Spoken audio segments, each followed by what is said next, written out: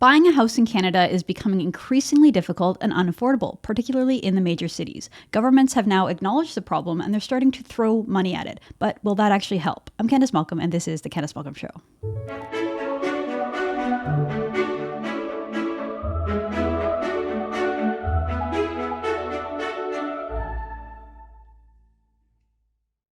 Everyone, thank you so much for tuning into the podcast today. So as we saw in last week's budget, the government has acknowledged the fact that there is a housing crisis in Canada. They have pledged to spend $10 billion from the budget, from your money, from borrowed money, to help ease the problem of Canada's housing crisis. So joining me today to talk about this issue and to figure out whether this money is going to actually help people buy homes, I'm very pleased today to be joined by Chris Spoke. Chris Spoke is the founder and CEO of August, which is a boutique agency that designs and builds digital products. In 2017, he launched YIMBY, which stands for Yes in My Backyard advocacy group. Housing Matters, which aims to advance the cause of land use liberalization in Toronto in order to solve the urban housing problem. Chris is a contributor over at The Hub. He also has a newsletter on Substack. Chris, thank you so much for joining us. It's great to have you. Yeah, thanks for having me. Okay, so first, what was your reaction of the budget? Do you think that this $10 billion in spending is a good start to addressing this issue?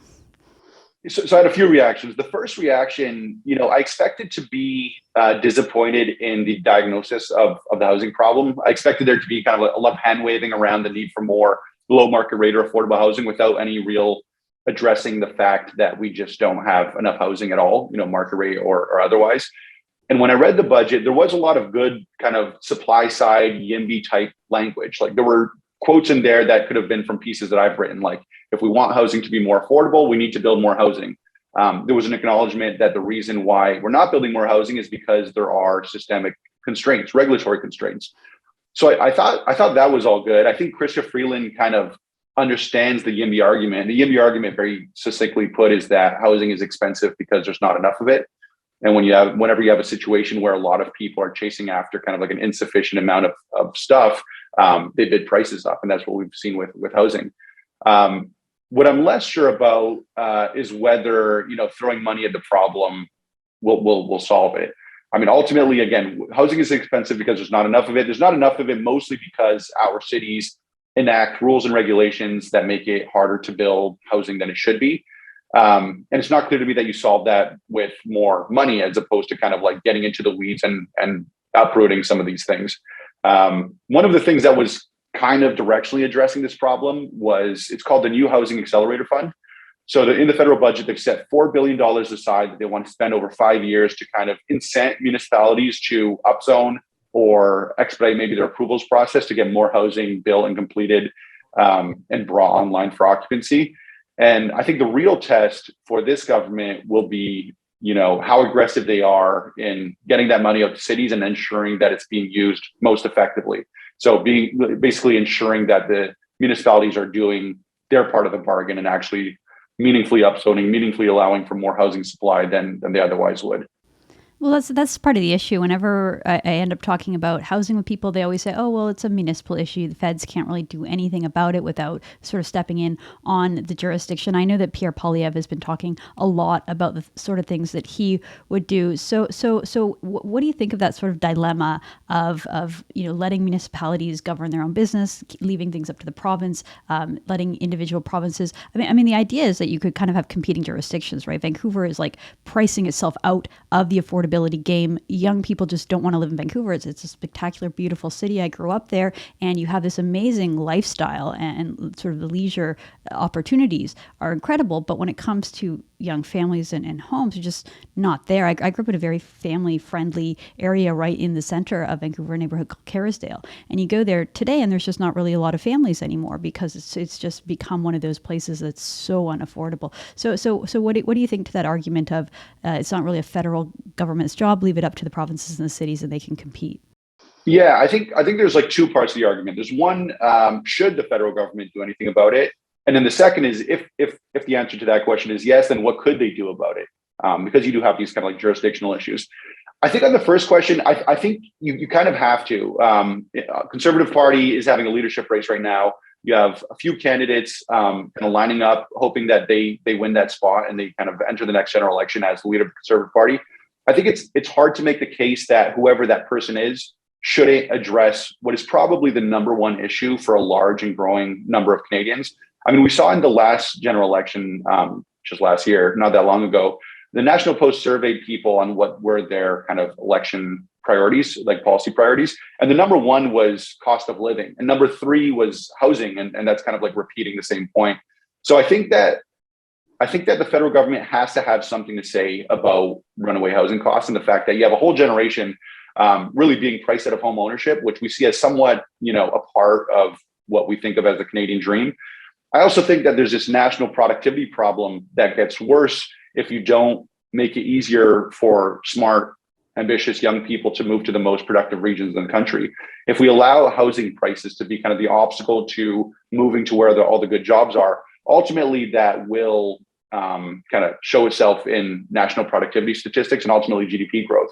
Well, no, it's interesting you mentioned that point that like you want productive people to end up in the same places because then they become more productive. And I know that the government has often tried to create these sort of hubs in places like Waterloo, Ontario, or in around Toronto, Vancouver. It seems to me increasingly, especially with COVID, what we just saw is that people are leaving those areas, right? Like everyone used to go to Silicon Valley to start a tech company. They don't anymore. They go to Dallas or they go to Austin, they go to Miami, and you kind of see people leaving poorly governed places in the United States to go to kind of freer, more affordable places where there are these new kind of upstart tech communities. I know you're a tech guy, you're heavily involved in this sort of tech community as a founder.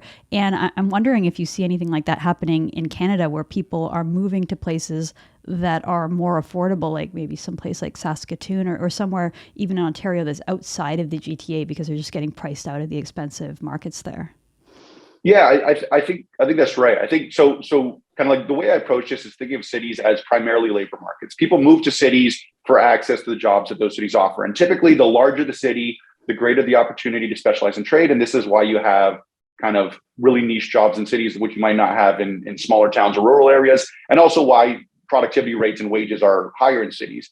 And yeah, what you're seeing in the US is people kind of leaving some cities for other cities, but they typically still go to cities. There are these agglomeration effects. And if you look at the tech community, I mean, a lot of them are going to Austin or Miami because more of their peers and other tech workers are going to Austin or Miami. So they're still trying to like establish this critical mass of people in these areas. And I think this reflects a general approach that you have when you're faced with bad governments, right? You could exercise your voice, you could try to vote for change or lobby for change, or you could exercise your right to exit and to kind of go somewhere that's a little bit better. Maybe it's easier to move from San Francisco to Austin than it is to upend San Francisco's municipal government. I think the challenge that we have in Canada is that we don't have as many options in terms of like better governed cities that still have a dense enough agglomeration of, workers in whatever sector is interesting to you, to make it this kind of like laboratory of democracy or like menu or this like long menu of options to choose from. Most of our big cities are extremely expensive, and the small cities that aren't yet expensive are typically the cities that haven't seen great employment prospects. So you have a lot of people, for example, in Toronto moving to Hamilton. Hamilton's no longer affordable. So now they're moving out to Halifax. And Halifax is a bit more affordable, but you don't have the same job opportunities that you might have in the GTA. So I think it's a bit of both. I think that you put pressure on municipal politicians by showing them that they're going to lose the opportunity to benefit from, young, productive, tax-paying workers. But I think there is still something to be said for trying to improve governance. I think there's something to be said for people who stay back in San Francisco to try to improve land use in San Francisco, because it's kind of like this golden goose that you'd rather bring back, that's been dying, that you'd rather bring back to life than just kind of like try to find another golden goose to some extent. Is there a city in Canada that you can point to as a good example? I remember seeing a presentation a few years ago that compared the urban density in Vancouver and compared it to New York City. And I mean, at one point, I'm sure 100, 150 years ago, there were a lot of single family homes in and around New York. And that has turned all into apartments and brownstones and that kind of thing. And the expectation in New York is not that you live in a single family home, whereas in Vancouver, that's very much still the expectation. People don't want to, they want to protect the beauty of the neighborhood, the natural character. sure you see that all around Toronto, these neighborhoods that are so close to downtown, and yet you feel like you're out in the suburbs because there's just beautiful yards and lawns, and people live this sort of very spread out lifestyle. Whereas again, in big dense American and cities all over the world, Europe, Asia, they don't have that expectation. So I'm just wondering if there are any examples in Canada that have moved more towards the dense multi-unit model, or whether it's a Canadian problem. Why is it happening in so many of the cities across the country? Yeah. So whenever you see like a detached house with a big backyard in something like a big city urban center, which you certainly see very near Toronto's downtown and Vancouver's downtown, it's almost always, it's pretty much always because of zoning. Like there's a higher and better use for that land if it were unconstrained. More people want to live in these downtown cores, again, for access to these downtown jobs. And the reason why you're not seeing that redevelopment to a higher and better use is because there's some sort of regulatory constraint, and that's mostly zoning. So New York has the benefit of having been mostly built up pre-zoning. So the really aggressive kind of like separation of land uses and really prescriptive land use zoning that we see today really came into effect in the 60s and 70s and have been ramping up and becoming more prescriptive and more descriptive ever since.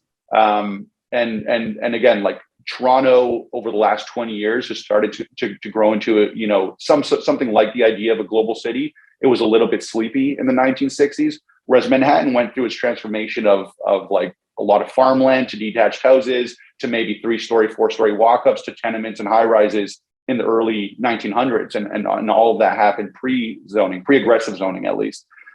So in Canada, where you'll see most of that, so let's say kind of like an older urban built form where it's a little bit more dense and you don't see big 50-foot wide frontages and single detached homes near downtown, you have to look at our older cities. So like Montreal is more dense in its urban core than Toronto is, and Toronto is more dense in its urban core than Calgary is. And it's because the later and later, or more recently that the cities have been developed, the more likely they were to have been constrained by modern zoning.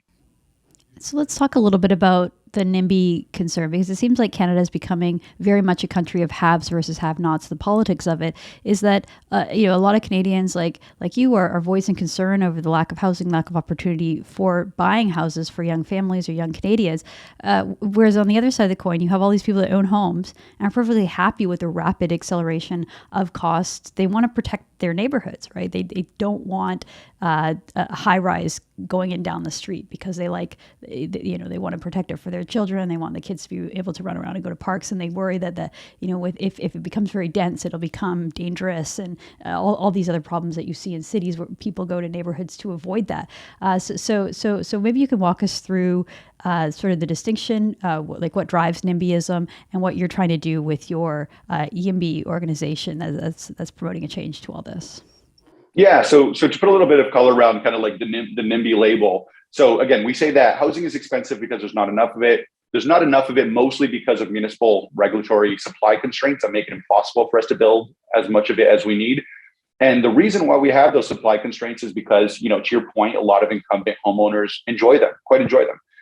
If you live in a detached neighborhood or full of detached houses, you might want it to remain that way. You might like the built form, the physical character, and you might not want to see, like a 4-story walk-up apartment pop up next door with renters who are a little bit more transient, let's say, than like longtime homeowners. So that is the problem. Like we've reached this equilibrium through a very democratic process of people buying homes in low-rise, low-density neighborhoods and then voting to ensure that they never change. The problem with that is that there's a little bit of a hypocrisy, if not like an outright schizophrenia here, right? Like Canadians are generally a pretty progressive people. We're very welcoming and open to immigration. And yet somehow that kind of like stops at our neighborhood, right? So we want more people to enter this country, to come to the country, to participate in the Canadian dream, contribute economically, but we don't want to build the housing that new immigrants need, at least not in our neighborhoods. And of course, if everybody says I'm pro new development and new housing, just not in my neighborhood, if everybody in every neighborhood says that, then you just end up building nothing. And that's kind of what we're seeing. I think we're reaching a bit of a tipping point where people who've enjoyed these really runaway housing value gains that have served them quite well, they're now reaching an age and a point where they're thinking like, okay, I remember what it was like in my late 20s to save a little bit of money in a nice middle class, working class job and buy a home. But that doesn't seem to be the scenario for my kid who doesn't look like they'll be able to buy a home anytime soon, if ever. It's also not great for these people who might want to live somewhere near their kids and their grandkids, and now their kids and grandkids are moving from, let's say, Toronto to Halifax.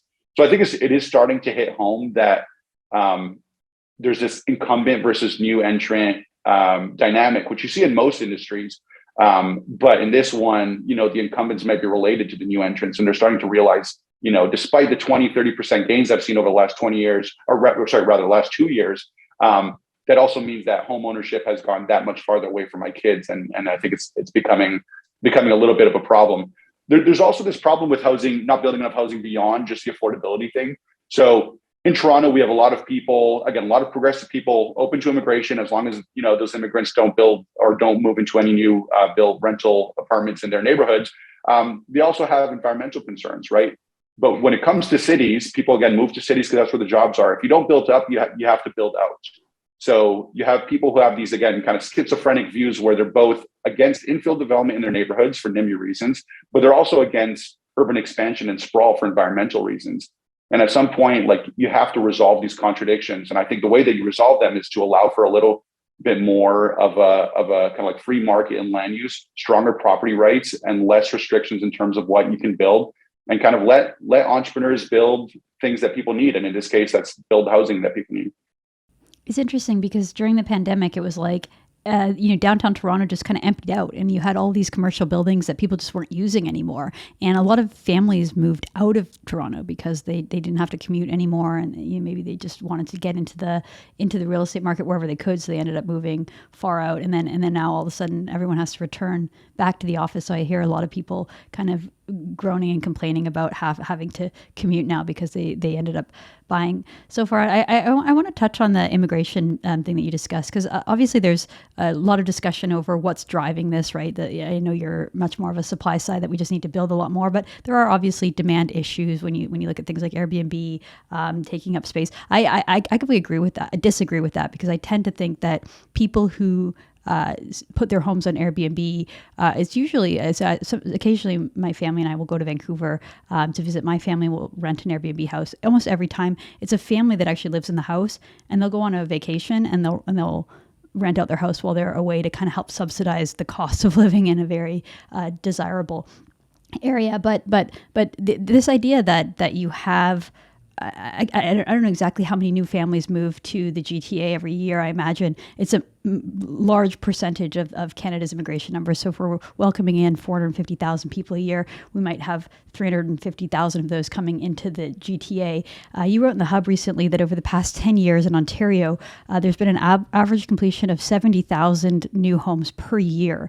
That Ontario that Canada's last in the G7 in terms of per capita housing. And just to catch up, we would need to build 1 million new housing units overnight just to keep up with this population growth. So can you comment a little bit about the impact of welcoming all these people into Canada but not having anywhere to house them, and what that's doing to our cities, to a place like Toronto or Ontario? Yeah, totally. So prices, as we all know from our first year microeconomics classes, are a function of supply and demand. If the demand for housing increases because people within the country move from small towns, rural areas to big cities, and people from around the world move to Canada for access to everything that Canada has to offer, that's the demand side of things. And if we don't build enough housing for them, then we have limited supply, and ultimately this resolves itself in rising prices, a higher equilibrium, and people kind of getting priced out and left behind. So that's absolutely right. And you could kind of confront this fact with I guess one or two approaches. You could think that what we need is a supply side solution, which is to build many more homes to accommodate many more people, or with a demand side solution, which is ultimately to somehow have fewer people looking for housing. So that might be a reduction in immigration. It might be somehow making cities less attractive relative to smaller towns where housing is a little bit more abundant or a little bit less scarce, at least. And the way I think about this is kind of what is the most productive outcome? I think the supply side solution is really a solution of building, of production, of entrepreneurship, of creating jobs and stuff for people to enjoy and live in. Whereas the demand side solution is ultimately a little bit of a zero-sum game, right? It's kind of picking winners and losers. Even when we talk about uses of real estate, should this be a long-term rental apartment or a short-term rental apartment? Maybe we should outlaw short-term rental apartments. It's always this zero-sum game that has to come at the cost of something that people want. People want to rent Airbnbs and stay in Airbnbs. Whereas if you build more, that's a positive sum game. We're expanding the pie. We're making more goods available to more people. Now, that comes at the cost of maybe increased shadow impacts on the neighbors, or more competition for like on-street parking, or maybe construction noise for the 2 years that it takes to build anything. And ultimately, that's what kind of feeds the NIMBY resistance to these things. But we have to kind of pick our costs, right? Is it better to kind of accept the cost of localized impacts of development, which might mean that if you go downtown Toronto, you won't see beautiful detached houses, just north of the bridge in Rosedale? Or is the cost that we maintain this extremely rigid and restrictive system and exacerbate urban sprawl, make housing completely unaffordable to anybody under the age of, let's say, 30 or 35, never mind new immigrants who are entering this with no kind of skin in the game. They haven't benefited from the home equity value increases the last few years. They're coming into this fresh. We kind of have to pick our costs here. And in my view, I'd much rather take the perspective that abundance is better than scarcity, and we should make housing, which is as fundamental a good as we have in society, as abundant as possible. And I think that leads to a lot of good outcomes. Well, it's sort of fundamentally unfair as well to tell all these people from around the world, hey, come to Canada, have this great life. Of course, a lot of them are going to choose Toronto because that's a place where they have a community, where there are other people who speak their language, where they can find their food, and they can find a community of people that they feel comfortable with. And yet, they have no way of being able to easily, unless they're very wealthy, being able to buy into this market. But then at the same time, at some point, we have to have other attractive places for people to live aside from Toronto. I know a lot of people from all over the country that move to Toronto because the type of work that they do, the type of law, or the type of tech, there just aren't jobs in other parts of the country. I'm wondering if you can comment on just sort of the fact that everyone in Canada wants to go to Toronto. How can you, as an influencer, or as a politician, or as someone in government, how can you create incentives for people to want to go to other cities? I know we talked about this earlier in the interview, where you might be able to go afford a place in Halifax, but the job market isn't really there. It's kind of like the chicken and the egg thing. It's like you want people to go, but there's no jobs. Well, there's no jobs because there's no people. How would you, like, if you were to create a strategy, how would you encourage people to move to cities outside of these sort of very desirable places, Vancouver, Calgary, Toronto, to try to build up the rest of the country with people and have other hubs that are attractive to people? Yeah, so what I'm surprised is that we're not seeing more competition. All these kind of smaller cities that would benefit from a larger tax base and more, let's say, dynamism and vibrancy in their cities. I'm surprised that we haven't seen them more proactively court, let's say, Toronto expats. In the US, famously, Mayor Suarez of Miami had a concerted marketing plan to get people from Silicon Valley and from San Francisco and the Bay Area to move to Miami specifically.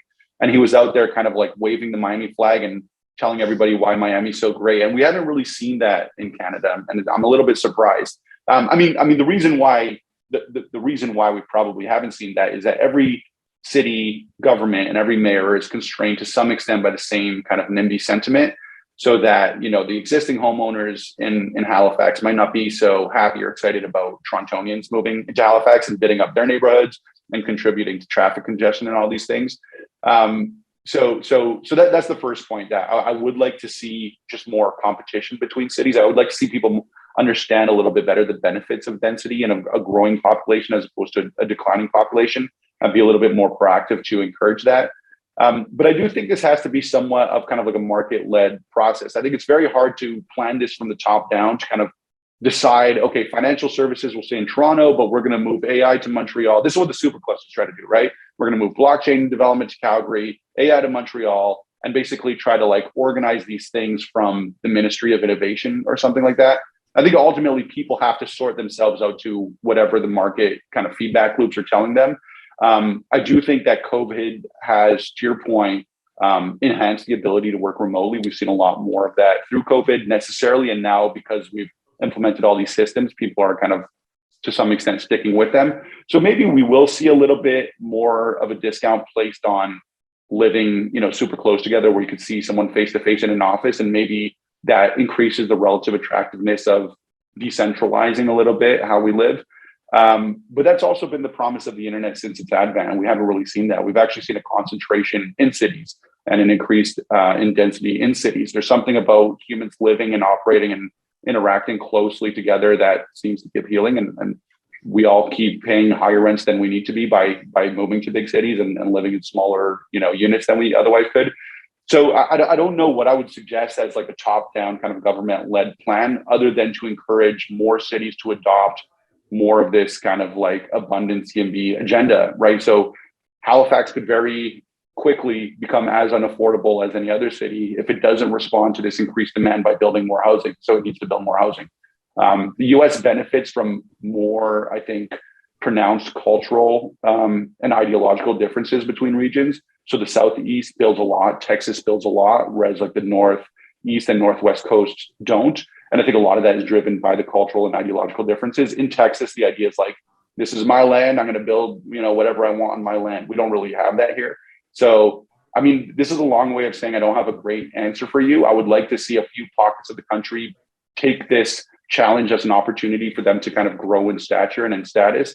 And if they did that, maybe people would have more than 3 options for where to live if they want access to the best jobs.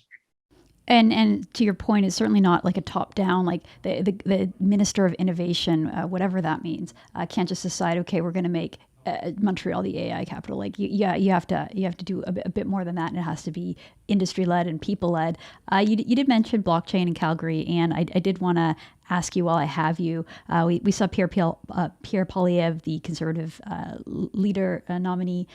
He was out in London, Ontario. He bought a shawarma using Bitcoin, and he said that he wanted to make Canada the crypto capital of the world, or the blockchain capital of the world. I'm wondering if we could just ask you some basic questions, because I know you mentioned on Twitter, you tweeted, I like where this is going. So to people who don't have a background, they don't understand blockchain or crypto, can you just sort of give us a 101 lesson here on what it means and how Canada can accommodate this sort of new industry that we're seeing? I mean, Bitcoin's been around for a decade, but it seems like it's just suddenly become really popular. And so maybe you can comment on that as well. Yeah, so and I'm certainly more kind of familiar or well versed with the Bitcoin side of things than the broader blockchain or crypto universe. So Bitcoin, very simply, is kind of like the first form of money we've had in a very long time that is not that doesn't have its monetary policy decided by a central bank or kind of constrained in any way by a government. So it's something like we've had the separation of the state and the church, and now Bitcoin represents the potential for the separation of the state and money. And it's kind of like an internet native form of money that facilitates transactions and to some extent acts as a store of value without the need for any third-party intermediaries, including governments, having a say in how it operates. The reason why I'm kind of like I don't know if excited is the right word, but like I like the fact that Pierre is going in this direction is I do think that our money is going, like our lives are going online, so our money is going online. And I think that there are 2 visions for how the future looks, if our money goes online. One vision of the future is within the world of what's called central bank digital currencies. And this is where we decide that paper cash doesn't have the utility that it once had because we're all operating and transacting online, whether like online explicitly or with a square point of sale terminal at a coffee shop. We're not exchanging pieces of paper anymore. So just at some point our money will go online. It might be central bank digital currency, which is again fully controlled and governed and regulated by the Bank of Canada, and maybe to a lesser extent or maybe to a greater extent, depending on how the politics go, the Ministry of Finance and other branches of government. Or you go in this other direction where the online form of money is not defined or dictated and regulated or anyhow kind of controlled by the federal government. And I think that second scenario is probably more hopeful if you care about things like privacy and autonomy and self-sovereignty. We've seen very recently like a lot of federal government actions in freezing people's bank accounts and that sort of thing. That becomes exponentially easier if all money is like a ledger in a Bank of Canada database. So I guess without going too deep into like conspiracy theory territory, I just think it's better and there's a better set of incentives if the money is a little bit out of the government's reach. Well, what a precedent to set that you can freeze the bank accounts of your political adversaries if you don't like what they're doing. I think that probably awakened a lot of people, not just in Canada, but all over. I was watching on Twitter as sort of some of the leading blockchain and cryptocurrency people were writing essays and writing Twitter threads concerned about what kind of precedent Trudeau and Chrystia Freeland just set by freezing bank accounts of people that they disagreed with. So just final question for you about Pierre's announcement. How would Canada do this? How would we situate ourselves and position ourselves as being a leader? I know El Salvador recently adopted crypto, Bitcoin, as a legal tender that has to be accepted by all businesses in that country, and they're sort of seen as I think they have a young president who's very apt to these kind of things. What could Canada do, and more specifically, what Pierre Poilievre announced? What kind of things can Canada do to create the condition to become the leader? Yeah, I think the first thing you could do is like somewhat of a Hippocratic approach. So like first, do no harm. I think we're going to see a lot more governments kind of crack down on digital currencies explicitly because they don't control them. And most of our policy at this point is a blended kind of fiscal monetary policy MMT type of scenario, and that becomes a lot harder to enact. It becomes a lot harder to kind of set the whatever parameters you want for your electoral success through monetary policy if the money is no longer controllable. So I think that a lot of governments will start cracking down on cryptocurrencies and maybe on Bitcoin specifically. So first, do no harm. I think a Pierre Poilievre government, let's say, that made it explicitly clear that Bitcoin would be allowed, if not encouraged, to kind of operate as it does for people to own it, to hold it, to transact in it. That would be very positive. On the policy front, kind of beyond that, I think something like, so right now, on any foreign exchange trade, there's an exemption. I think your first $200 aren't subject to capital gains taxation. I think if you applied something like that to Bitcoin, but with a much higher threshold, so that the problem with Bitcoin, people hold Bitcoin, but one of the reasons why they don't spend it is if you spend your Bitcoin, you're really selling it for whatever you're buying with it, and that's a taxable event, and you're subject to capital gains taxation if you do that. So I think kind of like through some similar mechanism to how we deal with Forex, but maybe with a higher threshold, exempt Bitcoin from capital gains taxation. That would kind of right off the bat, maybe just shy of El Salvador, make Canada the friendliest jurisdiction to Bitcoin. So, if I were advising him on his Bitcoin agenda, I might suggest to go there. And then I also think that like the rhetoric matters. I think if he's rhetorically supportive of innovation in the space and rhetorically supportive of this philosophical idea of a money that's uncontrolled and uncontrollable by government, I think that's encouraging, and you'll see a lot more people participating in the market, including entrepreneurs who will build things that I can't even anticipate on this call.